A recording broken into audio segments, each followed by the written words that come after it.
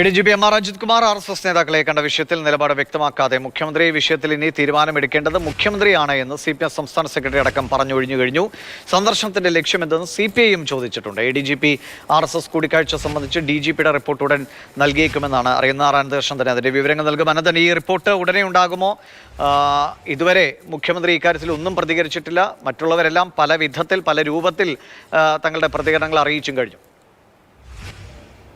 ദിവിഷ്, ADGP MR Ajith കുമാറിനെതിരെ ഗുരുതരമായ ആരോപണങ്ങൾ PV Anwar MLA ഉന്നയിച്ചിട്ടുണ്ട്. അതിനൊപ്പമാണ് RSS നേതാക്കളുമായി ADGPയുടെ കൂടിക്കാഴ്ച രാഷ്ട്രീയ വിവാദത്തിന് വഴി തിരിക്കുകയും ചെയ്തത്.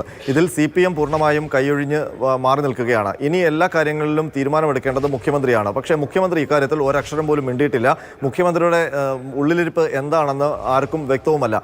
ഇപ്പോഴും ഇത്രയേറെ ആരോപണങ്ങൾ കേട്ടിട്ടും ഒപ്പം തന്നെ RSS നേതാക്കളുമായി കൂടിക്കാഴ്ച നടത്തി എന്നുള്ള രാഷ്ട്രീയ ആരോപണം കൂടി നേരിട്ടിട്ടും ADGP MR അജിത് കുമാർ ഇപ്പോഴും കേരള പോലീസിന്റെ ഏറ്റവും സുപ്രധാനമായ പൊസിഷനിൽ തന്നെ, അതായത് ക്രമസമാധാന ചുമതലയിൽ തന്നെ തുടരുകയാണ്.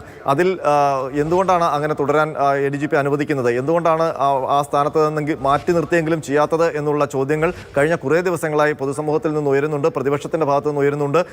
ഇക്കാര്യം അനൗദ്യോഗികമല്ലെങ്കിൽ പോലും CPMനുള്ളിലും മന്ത്രിമാർക്കിടയിൽ പോലും ഇത്തരം ചോദ്യങ്ങൾ ഉയരുന്നുണ്ട്. അപ്പോഴും ഒരു ഉത്തരമില്ലാത്ത ചോദ്യം, ആരാണ് ADGP MR അജിത് കുമാറിനെ ഇപ്പോഴും സംരക്ഷിച്ചുകൊണ്ടിരിക്കുന്നത് എന്നുള്ളതാണ്. ഏതായാലും ADGP 14-ാം തീയതി മുതൽ അവധിക്ക് 4 ദിവസത്തേക്ക് അവധിക്ക് പോവുകയാണ്. ആ അവധി അപ്രൂവ് ചെയ്തിട്ടുണ്ട്. നമുക്കിപ്പോൾ മനസ്സിലാക്കാൻ കഴിയുന്നത് ഒരു പക്ഷേ ADGP തൻ്റെ അവധി നീട്ടിയേക്കാം എന്നുള്ളൊരു സൂചന കൂടി ഇപ്പോൾ പുറത്തു വരുന്നുണ്ട്.